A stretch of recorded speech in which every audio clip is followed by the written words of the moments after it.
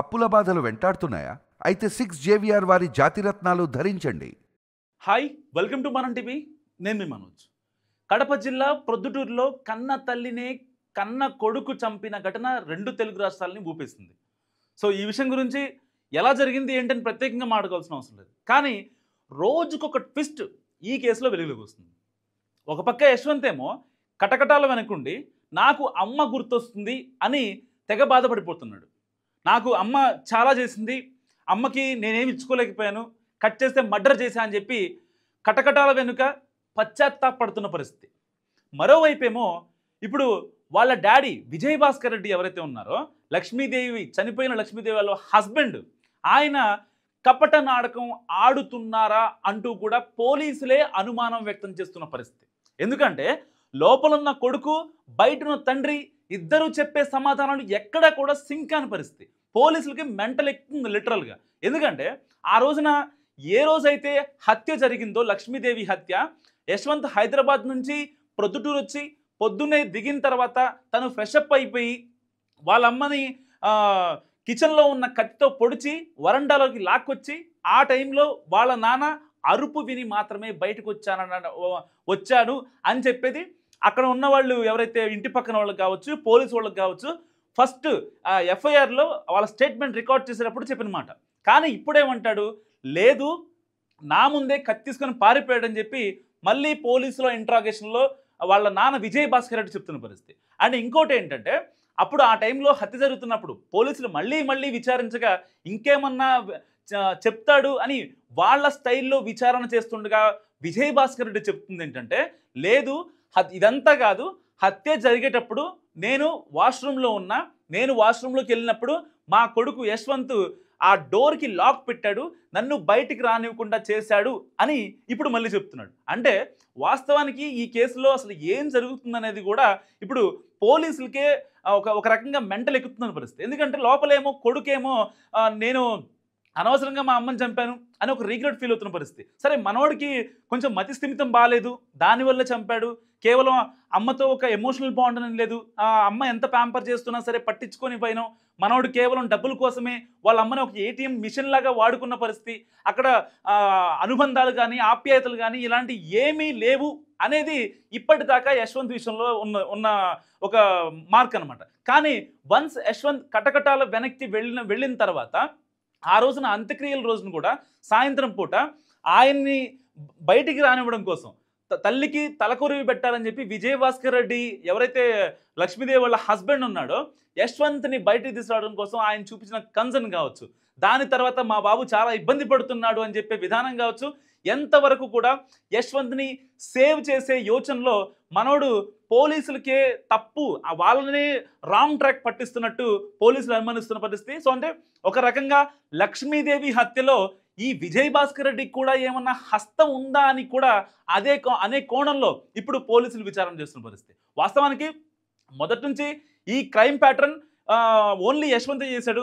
యశ్వంత్ ఒక weird candidate, ఎక్కువ మాట్లాడు, చాలా సైలెంట్గా ఉంటాడు, ఏదైనా కూడా అబ్జర్వ్ చేస్తూ ఉంటాడు, దేనికి కూడా రియాక్ట్ కాడు. వాళ్ళ ఇంట్లో వాళ్ళతో కొన్ని సంబంధాలు ఉన్నప్పటికీ అవి ఓన్లీ ఆర్థిక పరమైనటువంటి సంబంధాలే తప్ప వాళ్ళ ఇంట్లో వాళ్ళని ఎప్పుడు కూడా తను పట్టించుకోవడం కావచ్చు, లేకపోతే ఫోన్ చేసి ఎలా ఉన్నారు ఏంటి, ఎప్పుడు మీరు హైదరాబాద్ వస్తున్నారు మనం కలుద్దామా, లేదంటే నేనే ఇంటికి వస్తాను అని మాట్లాడటం కావచ్చు, ఇలాంటి కాన్వర్జేషన్స్ చాలా తక్కువ. యశ్వంత్ ఇంటికి ఫోన్ చేశాడు అంటే ఒకే ఒక్క రీజన్, అది డబ్బుల కోసమే. సో మనోడికి సర్వైవల్ కోసం ఆ డబ్బులు కావాలి అండ్ మూవీ సైడ్ వెళ్దాం అనుకుంటున్నాడు. సో దానికి సంబంధించిన ప్రోత్సాహం లేదు, సపోర్ట్ లేదు, దానివల్ల మనోడేమన్నా డ్రగ్స్కి అలవాటు అయ్యాడా అన్నది కూడా ఇక్కడ ఒక కొత్త కోణం. సో పోలీసుల విచారణలో మనోడు ఇప్పుడు కట్ చేస్తే పశ్చాత్తాపడుతున్నాడు, మా అమ్మ నాకు గుర్తొస్తుందంటూ కూడా వెక్కి ఏడుస్తున్న పరిస్థితి. మరి ఇలాంటి నేపథ్యంలో మనోడు కొంచెం బాధపడుతున్నాడు కాబట్టి సరే, తెలిసి తెలియక తల్లిని చంపాడేమో, మనోడిని కొంచెం పక్కన పెడదాం, తండ్రి ఎందుకంటే ఆయనే కీలకంగా ఉన్నారు, యశ్వంత్ని పెంచాడు.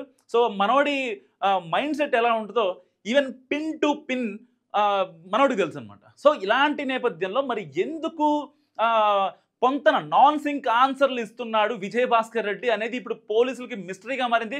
ఒకవేళ ఈ కేసు వెనకాల విజయ్ భాస్కర్ రెడ్డి ఉన్నాడా, హత్య వెనుక వీళ్ళిద్దరికీ పడక ఒక కొడుకుని అడ్డం పెట్టుకొని ఇలాంటి పనులు ఏమన్నా చేయించాడా అంటూ కూడా ఇప్పుడు పోలీసులు తల పట్టుకుంటున్న పరిస్థితి. ఎందుకంటే అక్కడున్న వాళ్ళు చెప్పేది ఒకవేళ అంటే ఈ క్రైమ్ సీన్ని చూసినటువంటి ఇంటి పక్కన వాళ్ళు కావచ్చు, పొరుగింటి వాళ్ళు కావచ్చు, వాళ్ళు వీళ్ళు మాట్లాడుకుంటుంది ఏంటి, ఓన్లీ యశ్వంతే చంపాడు, అక్కడ సీన్ ఆఫ్ అఫెన్స్లో యశ్వంతే ఉన్నాడు, ఆయన లాక్కొచ్చాడు, వరండాలో లాక్కొచ్చి ఆ రక్తపు మడుగులో పడేసి చివరిసారిగా గట్టిగా అరిచింది అని చెప్పి కొంతమంది మాట్లాడుతున్న పరిస్థితి. లేదు అసలు ఆ టైంకి కత్తి పట్టుకుని ఇంట్లోంచి పారిపోయాడు అని చెప్పి ఈయన విజయభాస్కర్ రెడ్డి చెప్తున్న పరిస్థితి. అంటే ఏది కూడా నిజంగా ఇక్కడ పోలీసులు మళ్ళీ అసలు ఆ సీన్ ఆఫ్ అఫెన్స్ ఎలా జరిగింది ఏంటని చెప్పి మాట్లాడుతున్న క్రమంలో ఎక్కడా కూడా ఒకరు చెప్పేదానికి ఇంకొకరు చెప్పేదానికి యశ్వంత్ ఇంకా విజయభాస్కర్ రెడ్డి ఇంటి చుట్టుపక్కల వాళ్ళు చెప్పేదానికి ఎక్కడా కూడా సింక్ అయ్యే పరిస్థితి అసలు దొరకట్లా.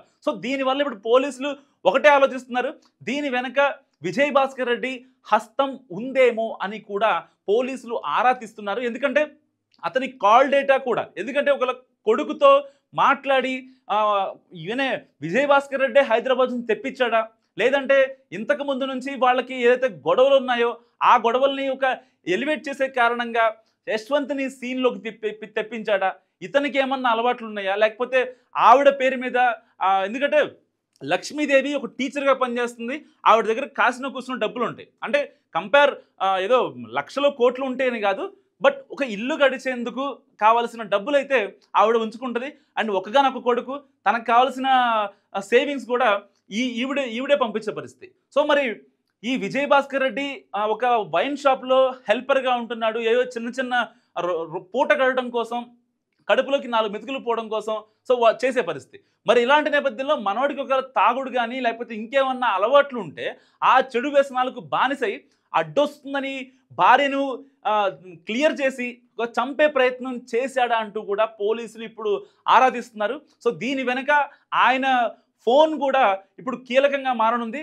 ఎందుకంటే వాళ్ళ కొడుకుకి కాల్ చేసి మనోడే సమాచారం ఇచ్చి ఈ టైంకి రా, ఈ టైంకి వెళ్ళు, నేను ఆ టైం లోపల ఉంటాను, ఒకవేళ నువ్వు అరెస్ట్ అయితే నిన్ను ఎలా బయట తీసుకురావాలో నేను చూస్తాను అని హామీ ఇచ్చినట్టుగా కూడా పోలీసులు నిర్ధారణకి వస్తున్నట్టు సమాచారం. సో మరి ఇలాంటి నేపథ్యంలో ఒక కొడుకు హెల్ప్తో కన్న తల్లినే చంపించాడంటే ఒకవేళ ప్రూవ్ అయితే మాత్రం నిజంగా విజయభాస్కర్ రెడ్డికి ఊరేసినా కూడా నిజంగా తప్పలేదని చెప్పాలి. ఇప్పుడు చాలా భార్యాభర్తలకి కొన్ని గొడవలు చూస్తూ ఉంటాం మనం.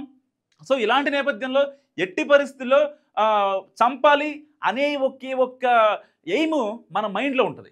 అలాంటి టైంలో కొడుకుని యూజ్ చేసుకొని కొడుకు భవిష్యత్తుని కూడా నాశనం చేసి కొడుకుని ఒక రకంగా అంటే ముద్దాయిగా నిందితుడుగా అందరిలో ప్రూవ్ చేశాడు కాబట్టి, అంటే ఒకరి దానికోసం 2-3 జీవితాలతో ఆడుకున్న వ్యక్తిగా ఒకవేళ విజయభాస్కర్ రెడ్డి చిత్రీకరిస్తే మాత్రం నిజంగా ఈ కేసులో పెద్ద ట్విస్ట్ అవుతుంది. అండ్ ఫైనల్గా ఇన్నిసార్లు యశ్వంత్ని కటకటాల నుంచి బయటకు తీసుకురావడం కోసం మనోడు ఆడిన ఆ డ్రామాలు కావచ్చు, పోలీసులకే నిజంగా ఒక రకమైన విరక్తి కలిగిందని చెప్పుకోవాలి. ఎంతవరకు యశ్వంత్ని బయటకు తీసుకురావాలి అనే యాంగిల్లోనే విజయభాస్కర్ రెడ్డి ఆలోచిస్తున్నాడు. ఆ చూపించే కన్సర్న్ వేరు.